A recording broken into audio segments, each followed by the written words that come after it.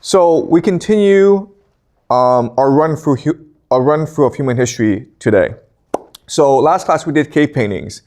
And what I will do from now on is I will highlight some YouTube comments for us to review what we learned last class, but also as a chance for us to better engage the YouTube audience. Okay, so this comment comes to us from Gary Zorakowski, and he talks about the cave paintings. He says that it is possible they created art everywhere, the paintings only survive in the caves. And the answer is absolutely. So back then, during the Ice Age, they made these cave paintings as a ritual, as a celebration of their religion, to express their imagination. They really didn't care about leaving a legacy. That comes later, okay? So that's a very important comment, so thank you. This man says that when I was talking about Beethoven, he points out that Beethoven wasn't born deaf, he became deaf much later as an adult, and that is true. But one thing about Beethoven that people don't really discuss is that he probably had synesthesia, okay? And this is just a fancy word meaning the mixing of senses. So some people are born with special talent, and so what happens is that their senses get mixed up. So when people hear things, they actually see things. Okay, so the classic example is the idea of pitch perfect. So there are some people, musicians, when they hear something, they can tell you exactly what the pitch is. Is it C minor, D major? Okay, and the reason why is when they hear something, they see a color. Okay, so they mix the audio sense with a visual sense, and that's part of the situation with Beethoven as well. So a lot of really talented people in life, what happens is that they mix up their senses. Okay. Another person is Leonard Euler, who was a mathematician, and this YouTuber says that the Pirate Bay, he says that he probably did his best work after he went blind. And the reason why is that when you go blind, you're able to imagine much more strongly and much more deeply, okay? So he's able to see the math in his head, okay? This man says that I also learned from indigenous people that they don't produce trash and garbage. And that's something that's very true for most of human history. For most of human history, we saw ourselves as part of nature. And so when you go to someone's house, you don't leave trash. Same thing for primitive people, okay? They saw themselves as interconnected with nature, and so they have to respect nature, and therefore they had to keep it clean, okay? All right. So from now on, we'll just highlight some YouTube comments. Okay, so let's talk about heaven on earth. So we did the Ice Age. And now what's happening is that the planet, it's warming up, and it allows for agriculture, and that allows for settlements. Okay, so now we will discuss today what happens during this time as the population grows and as we settle down to form cities. Okay, so let's review what we learned last class, because in this class, we don't learn facts or places. We learn about ideas and concepts. So if you want to understand human history, you need to internalize certain concepts. So in history class, in our culture, you're taught certain myths about who we are, okay? So I'm going to go over some of these myths and show you they're wrong, explain why we have these myths, okay? So the first myth is that we are materialistic. We like money, sex, and power. Okay? The truth of the matter is that throughout most of human history, we had three goals or three concerns. The first is that we have a religious impulse, and we want to express this religion through art, through music, through dance. And what I mean by religion, I mean that we have three questions in our heads. The first question is, where do we come from? Second question is, why are we here? And the third question is, where are we going? That's why we had religion, to answer these three questions. Okay? And that's why we still have religion today. Second thing about us is that we're all diverse and we want to differentiate ourselves. We want to stand out. And the last thing is we are curious and we want to explore. That's fundamentally who we are. Then the question then is, why are we telling you that we're materialistic? And the answer is, it's better to control you, okay? So in a society, there's a hierarchy, and the people in charge, they want you to work hard. They want you to be obedient. But if you believe that you want to explore, then you're not going to be obedient enough, okay? Does that make sense? Okay, second myth is, and this is going to be hard for you to understand, what you're taught is that the nuclear family, father, mother, children, that's the most natural human unit. And it's not true.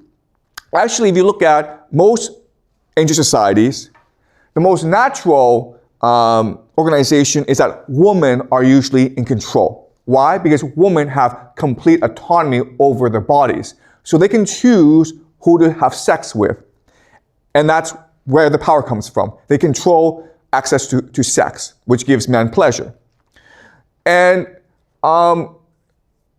with this power, they often choose to sleep with as many men as possible. Okay? And there are three reasons why they choose this strategy. The first is, it's fun, okay? It gives them pleasure to have sex with as many men as possible. That's number one. Number two is, women are really good at negotiating politics, and they use sex as a political strategy. So if two guys are fighting each other, she has sex with both, and then voila, they're best friends now, okay? So women are very good at managing emotions through sex, okay? And then number three is the most important. If you're a woman, you want to make sure that all your children grow up successfully. They don't die, okay? And they're happy and they're healthy. So from your perspective, it's your advantage to hide paternity, to hide the fact who the father is. Why? Because now all the men in the village, in the community, are responsible for raising a child. Because no one knows who the real father is, so everyone assumes that I could be the father. Okay?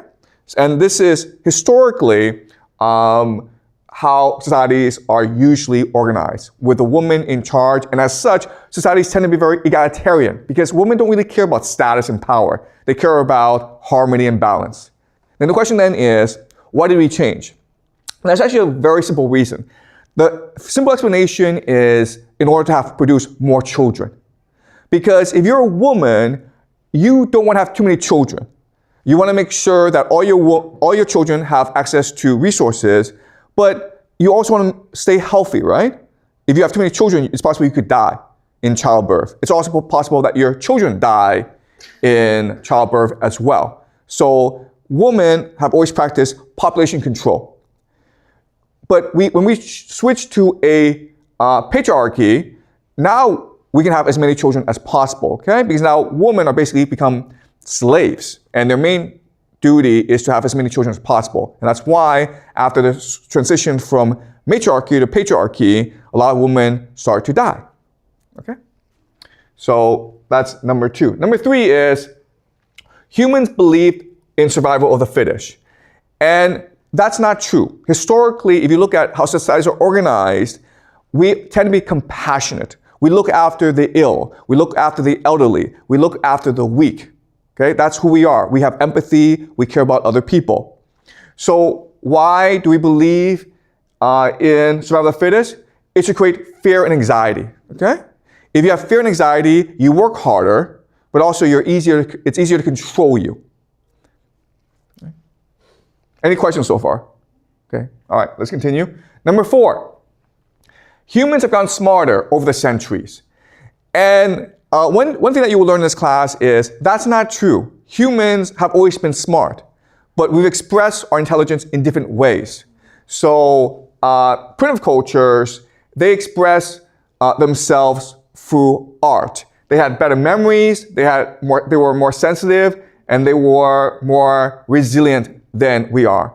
So why are we taught that we're smarter? The answer is confirmation bias, because everyone likes to believe that we're smarter than the people who came before us. Okay? So now let me give you an example of how smart they were. So let's just say that you have a boat and you want to navigate the Pacific. Okay? That's very hard to do, and you usually need a computer. Why? Because there's so much information that you need to process in order to navigate the ocean. Okay, so let's go over some of the information. All right, so these are the Polynesian people. What's amazing about them is they settled the entire Pacific. Wherever there's an island, they had a settlement. And this is a testament to our desire to explore the world, okay? What is fascinating is how they did this, because if I were to put you in a boat in the Pacific, you'll probably die, okay? And that's true for most people. So the question then is, how do they navigate the Pacific? Well, what they did was this. They built boats that allow them to navigate the Pacific, but as you can see, these are not large boats, okay? So they had to get to an island fairly quickly. So what they needed to do was read the stars. So in their heads, they were able to map out the stars, and from the stars, figure out exactly where they were. They also had to memorize oceanic currents, okay? How the oceans were moving in order to better navigate the ocean. Also, every island has its own distinct oceanic ecosystem, okay? So there's so much information that they have to take in. They have to look at the wind, they have to look at the oceanic currents, they have to look at the stars. And that's why we have computers to do this for us today. But back then, they didn't have computers. So they had to do this all in their heads, okay? And they had some maps that helped them, okay? So this is a map of the stars, and this is a map of the oceanic currents. But they were all doing this in their head. And what's really amazing is, while they were out in sea, they couldn't sleep, okay? They had to keep track of all this information to know exactly where they were. If they fell asleep, the navigator fell asleep, they got lost, and then they died. Okay? That's the power of the human imagination. Okay, last myth. We evolved from apes. And the truth is that we are imaginative and we can choose our own evolution. Okay? So you're taught in school about the theory of evolution, how we evolved from apes. And maybe our bodies evolved from apes, but our minds did not. Our minds come from somewhere else. Okay? So why are you taught we evolved from apes? It's to justify the power hierarchy, okay? Right? The people in charge are just stronger and better and more fit than we are. All right. So having reviewed last class, let's now talk about the religious imagination, okay? So this is the pyramids. It was built 2400 BCE, and today it's the same pyramids. This is one of the most, yes? Yeah, go ahead. You said that the previous people are like smarter than today's because they can navigate the Pacific like just with the boat and don't sleep. But nowadays we use computer, right? But I think that nowadays we use computer is not because that we cannot navigate the ocean just by a boat and human, is because this matter is we could get more precise and accurate information. Okay, that's not true, okay? If I put you on a civil computer, you would die. It's that simple, okay? The computer's not going to help you navigate the ocean, okay? All right, so these are the pyramids, okay? And there's a great mystery as to how these pyramids were built. And you might have on the internet heard silly explanations like, aliens came and built the pyramids, okay? Or maybe the lost civilization of Atlantis gave the technology to the Egyptians to build the pyramids. And this is an example of confirmation bias. We think that we're smart and everyone before we're stupid, okay? And what you'll learn in this class is that these people had an imagination that allowed them to build the pyramids. Okay, so I'm going to show you how they built the pyramids.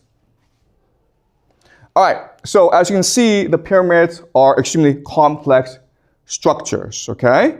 And first of all, there's debate as to what the pyramid is. What are you taught in school what the pyramids are? What is it? Come on, you guys are taught all this in school, right? The pyramid is what? It's a tomb, right? Okay, guys, it's not a tomb. Okay, it looks like a tomb, but it's not a tomb. It's a temple, right? Okay? So how do they build the pyramids? So what happened was that they didn't have blueprints, they didn't have computers, but they had the imagination. So they could see the building of the pyramid in their heads. And what they did was they actually built it from the inside out. Okay? All right? So again, it's hard for us to imagine that they would do this because it's like, wait, you don't have a pen, so you couldn't write it down. You don't have a computer, so you can process all the information. They did it all in their heads. And that's the power of the human imagination. Okay? All right. And as you can see, it was a massive undertaking, huge organization. It took about 20 years and lots of people. And then the question then is, how were they able to organize in such a manner? And the answer again is empathy, the imagination. Someone had a vision, and this vision was so compelling that everyone knew exactly what part to play. Okay? Also, what's really important is that in school, you're taught that the pyramids were built because the pharaoh is God, and there's a tomb for the pharaoh, okay? That's really insulting to the Egyptian people. Like all cultures, the pharaoh wanted what's best for his people, okay? So the pharaoh would, in his lifetime, undertake a lot of public works projects, okay, including canals. Okay, so the pyramids were just a public works project, a temple. What's amazing about the pyramids is that we could not do the pyramids today, okay? Back to your point, we have computers. Guess what? We have all these machines, okay? And guess what? We cannot build the pyramids. Why? Well, because the way we work is different from the way they worked before. Let's go over the differences, okay? Ancient times, people had religious devotion. When they worked on a project like the temple, like the pyramids or whatever, the point was to bring heaven to earth, to bring God to earth, to create eternal peace. They felt that my dedication, my sacrifice would make my children, my grandchildren, my great-grandchildren all more prosperous, okay? That's why they worked so hard. Today, it's to make more money, okay? Second thing, vision. People back then had bigger brains, okay? Not bigger brains, but like stronger imagination. So in their heads, they were able to see the entire vision in their heads. And this vision was able to pass on to other people as well. It was almost like they had telepathy. It was almost like they could see the same thing, okay? The structure of the pyramid was designed in a way that people saw the same image and they worked towards that image. Today, we focus on something called top-down process-oriented management, okay? The idea here is, rather than work together, you just go and work a particular part. And then once you do that part, you go away, okay? So an example is maybe art class. Now, I'm not sure if you take art class, but you guys know, like, to produce a great piece of art, you stay in a room and you work really hard at it, okay? But in school, what do we do? Well, first thing we do is make you write a plan, right? And if you do the plan well, I give you 10%. Then after you do the plan, what do? You write the outline. Then you do a draft. Then you do an iteration, okay? You understand? We break it down into a process. And you think that this would lead to better results. It actually leads to worse results, okay? Because you're no longer focused on the vision, you just focus on the process. And that's why today, everything we do sucks, okay? I can give you the greatest computers in the world, and you really couldn't do the pyramids, okay? I can give you the best machines, the best computers, it wouldn't matter because you lack that vision. The last thing, and this is most important, is when you have vision, when you have religious purpose, everything you do is careful, okay? You put your best effort into doing it because you're trying to create eternity. Today, you try to do the least amount of work for the most amount of pay, right? So the idea today is to do it as fast as possible, as cheap as possible to maintain a budget. Okay? So do you understand? It's not about how smart you are. It's about your purpose in working. It's about how you work. And that's why everything we do today is just crappy. Okay? All right. Let's go over some examples of tremendous human achievement. Okay? This is the Hagia Sophia. And this was built in 532 in Constantinople. It's still in Istanbul. You can actually take a plane, get on a plane, and fly, and it's still there, guys, okay? This is a modern picture. So you can see the amount of attention and care put into architecture back then, okay? Because it's about bringing heaven to earth, creating heaven on earth. This, and you can see inside how beautiful it is, okay? And so every inch, every piece of the church is just beautifully constructed. Everyone who worked on it was working with the same vision and working with the same dedication. This is the Aachen Cathedral built in 1790, okay? And guys, this is what it looks like today. No different from what it looked like when it was first built. And guys, no one said this was built by aliens, okay? No one said this was built by the Atlanteans. So the idea that the Egyptians couldn't build the pyramids by themselves and had to rely on aliens, that's just a racist comment, okay? Also, Charlemagne, the first Roman emperor, the first Holy Roman Emperor, he's buried inside this cathedral, but no one's saying this is a tomb, okay? We all know it's a church. So the pyramids are a church, a temple to their gods. And once we understand that, then we can better understand how they built the pyramids, okay? Does that make sense?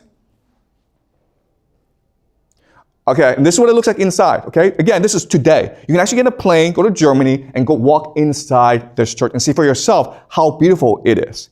Back then, they put care and love into everything they did because they believed that what they did was to make a more godly spiritual world.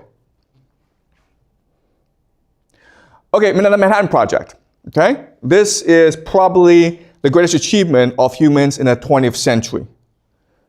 All right, and there were 100,000 scientists who worked on the Manhattan Project to build the nuclear bomb. Same concept where they believe that they were creating eternal peace on earth, heaven on earth, and that's why they worked so hard. And guess what? They were right? Because now with the atomic bomb, nations are afraid to go to war. Before the atomic bomb, World War I, World War II killed tens of millions of people. And even though there's still wars, they're not as devastating as before. Okay? All right, so this idea of bringing heaven to earth, it goes way back to the beginning of humanity. This is Göbekli Tepe. It was first built in 9600 BCE. And this is considered the world's first temple. It's the first temple that we discovered. We can assume that wherever humans go, they will build temples. Because, as I mentioned last class, humans are first and foremost religious. They express themselves through, they express their religion through art, architecture, music, dance, okay? And it's an amazing achievement because these pillars, okay, they're really tall. So we don't know how they were able to move these pillars into place. Okay, you can see how small people are and how big this is. But if you think about what we said about having a vision and then working together to achieve this vision, then it makes more sense. Okay, so let's discuss how they were able to build Göbekli Tepe. And this process is important for us to understand because it repeats itself throughout human history. Okay, so let's go over the process. Okay, the first is that there's always a charismatic leader. It could be a man, it could be a woman, but he or she has a vision for creating a temple, a place of God. Okay, that's what a temple is. It's a place for God to live on earth. And he shares this vision with everyone, and everyone works hard to achieve this vision. Okay, but then the leader dies, and now you have different people competing to be the new leader. Okay, why? Because a temple, and it's really important for you guys to remember, a temple is always the most valuable real estate on earth. Okay? If you are in a temple, people come to pray to you, right? So that they give you gifts, that they give you tribute. So what's happening in this time is that they would organize a religious festival once or twice a year. And people would have to bring gazelle, had to bring food as a tribute to the priests, and then they would celebrate it together, and then they would feast, okay? So if you're able to control this temple, you lived a very good life. You were a very powerful person, okay? And so when the first leader died, you would have a succession crisis, and they would vote who the next leader would be. And so what happened is they would have these trials where they prove to each other who the gods favored. Okay, so it's possible maybe there are two hills. Okay, you stand on one hill, I stand on another hill, and we'll see where the bird lands. If the bird lands on my hill, then the gods favor me. Okay, because at this time, humanity believed that the mother goddess ruled over all. Because as humans at this time, you're concerned about two things, right? You're first concerned about farming, agriculture, fertility, and then you're concerned about having babies, okay? So that's why the mother goddess was important, because the mother goddess provided fertility for everyone, okay?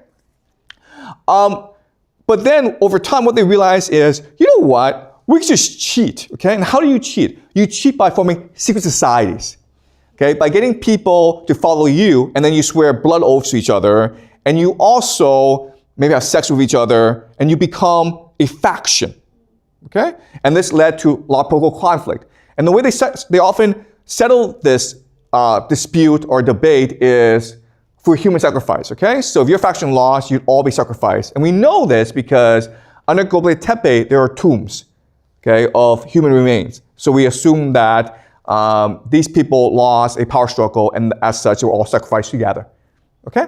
So in other words, power struggle, political conflict, religious dispute, human sacrifice, secret society, they go all the way back to human society, okay? All right, so this is Göbekli Tepe today. Again, you can get on a plane, fly to Turkey, and then go visit Göbekli Tepe.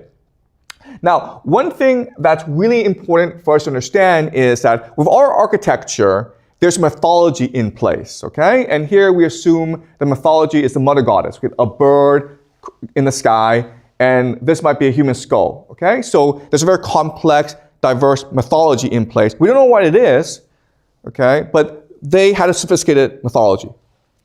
And also, remember, humans are diverse. So once the mythology becomes established, new people come to establish a competing mythology, okay?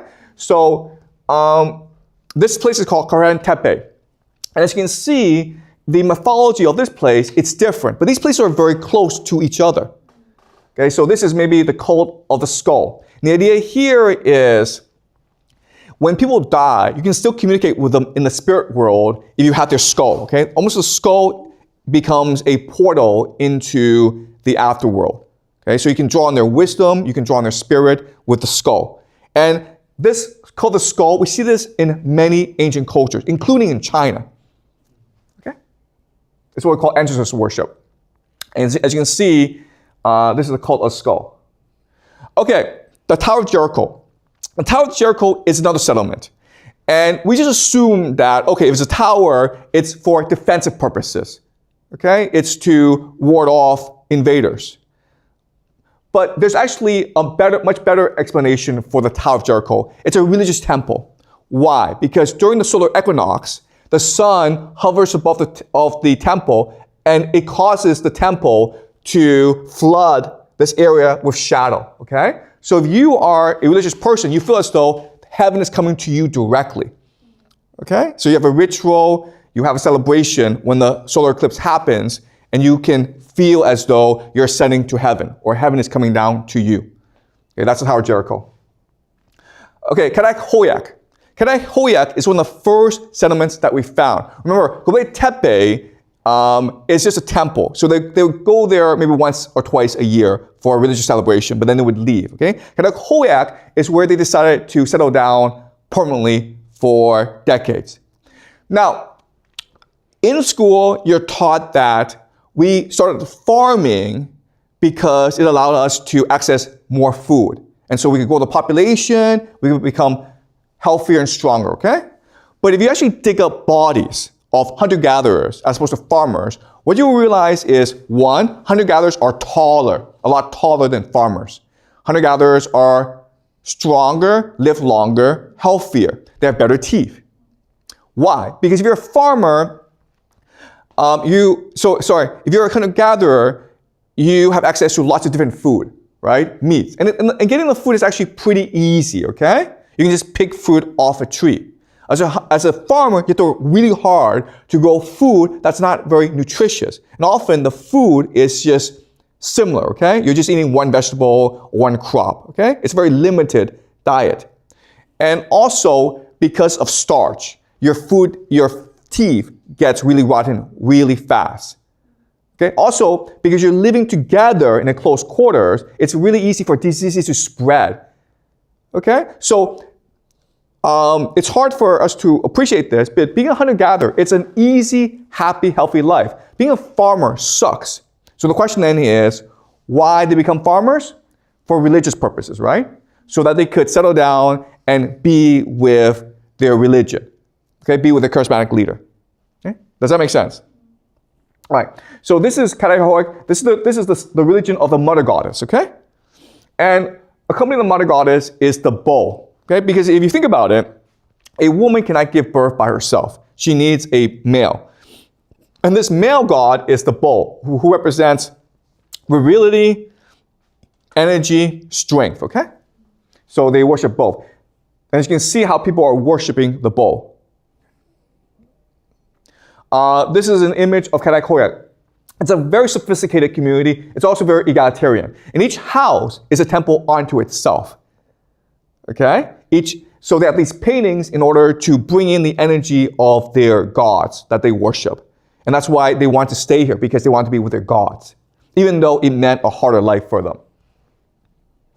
Okay? This is Katahoyuk. As you can see, it's beautiful. This is what it looks like today. Okay? All right. This is another image rendition of Katahoyuk. Okay, as you can see, each house is a temple unto itself. And they bury the dead underneath. Okay, so they're trying to practice a religion like here. Okay, as I mentioned, each house is a temple unto itself. And as you can see how each house is elaborately decorated with, the bowl, with ornaments to their gods and to the religion.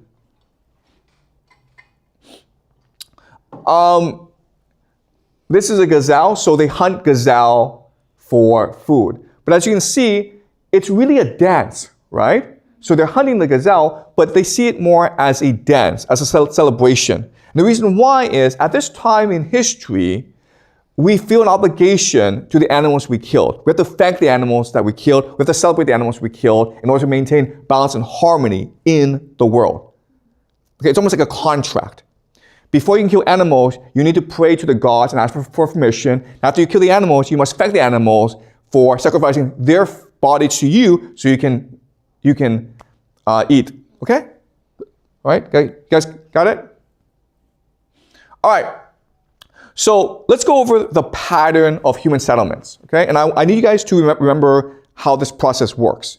So let's look at how Katahoyuk came together, and I'll explain to you why it fell apart. Again, you have a charismatic leader who has a messianic vision. He takes us to this place and says, this is where the gods are. This is divine place. And let's settle down here. And as such, we can bring heaven to earth. And then they become a creative, artistic community. Okay? And they often choose a place where the climate is very nice. And that allows them to farm, to supplement their hunt and gather, okay? And over time, as the population grows, they become much more dependent on farming, okay? So it's a gradual process. It doesn't happen overnight.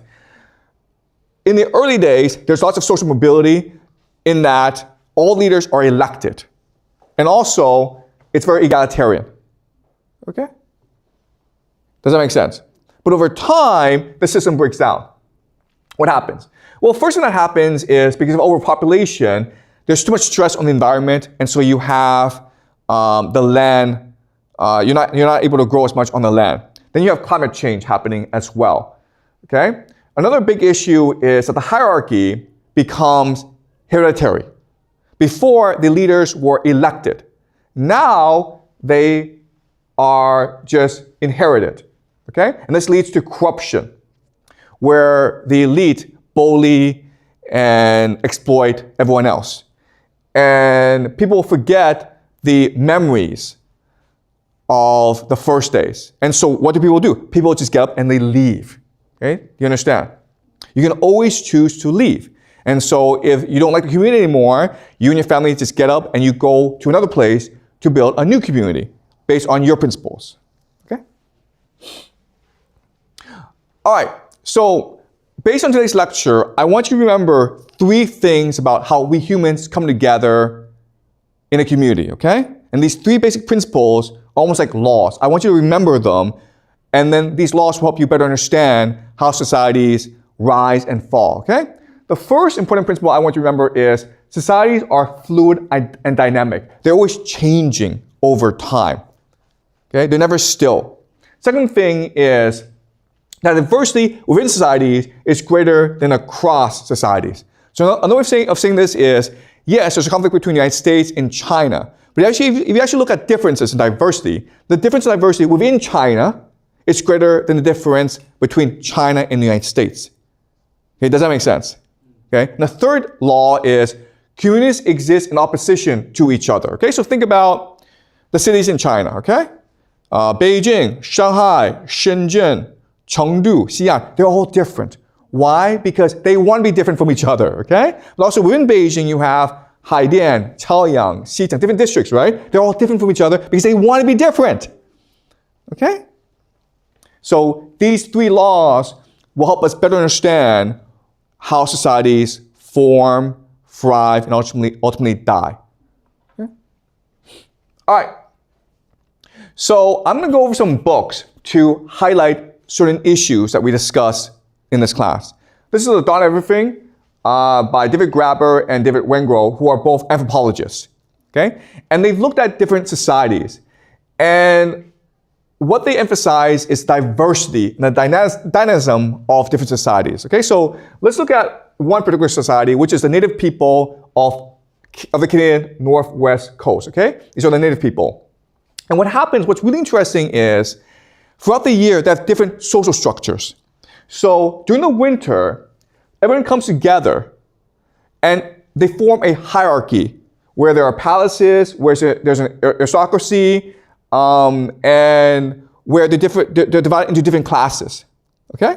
But then what's really interesting is that during the summer, people will just go away and start new societies. Okay? This is like really interesting how in different times of the year, when the needs are different, people will choose different social organizations. Okay? People actually adopted different names in summer and winter, literally becoming someone else depending on the time of year. Okay, so a metaphor that you can think of is, think about how when you play World of Warcraft or a different video game, you adopt a different identity, you adopt a different persona. And that's fun for you. Okay, so what's common in the ancient past is for people to adopt different social structures.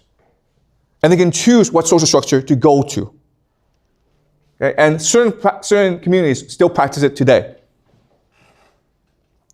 Okay, this is The Wayfinders by Wade Davis, one of the best books I've ever written. I've ever read. He is looking at also primitive communities, native tribes throughout the world, okay? And he's looking at specifically the Amazon people.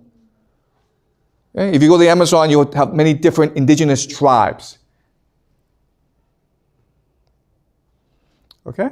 So let's look at the religion. And as you can understand, and one thing that I will show you is that even though these people look simple, like, you know, they wear the same clothes and their life looks very simple, spiritually, they're very complex people. And they're very complex and sophisticated mythology, okay? So these are called people of the Anaconda, okay?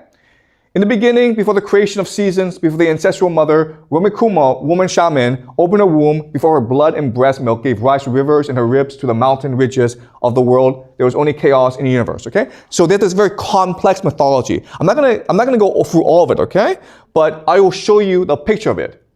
This is a universe that they've created from themselves. It is complete, it is unified, it's very complicated. And that's true for all mythologies.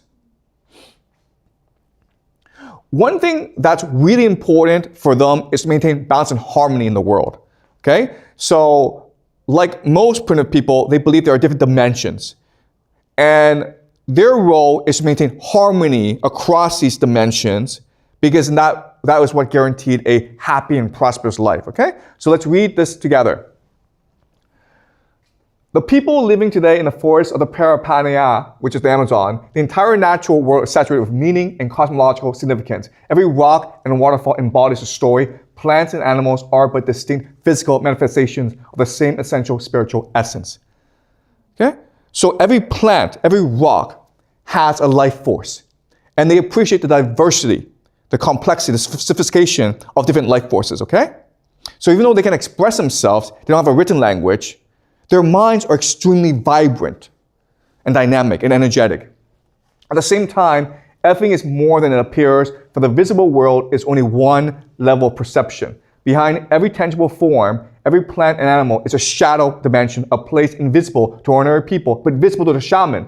This is the realm of the He spirits, a world of deified ancestors where rocks and rivers are alive, plants and animals are human beings, sap and blood, the bodily fluids of the primary river of the Anaconda. Hidden in cataracts, behind the physical veil of waterfalls, in the very center of stones, are the great molakas of the He spirit, where everything is beautiful, the shining feathers, the coca, the calabash of tobacco, powdered, which is itself the skull and brain of the sun. Okay? You can see how the mythology is very complex and how they embedded into their everyday life. Every day when they wake up and they see the world, they see a world of color, of energy, of change. Okay? All right. He continues, among the Brahmasana, such renewal is the fundamental obligation of the living. In practice, this implies the Brahmasana see the earth as potent, the forest as being alive with spiritual beings and ancestral powers. To live off the land is to embrace both its creative and destructive potential. Human beings, plants, and animals share the same cosmic origins and in a profound sense are seen as essentially identical, responsive to the same principles, obligated by the same duties, responsible for the collective well-being of creation. There's no separation between nature and culture. Without the forests and rivers, humans would perish. Without people, the natural world would have no order or meaning. All would be chaos. Thus, the norms that drive social behavior also define the manner in which human beings interact with the wild, the plants and animals.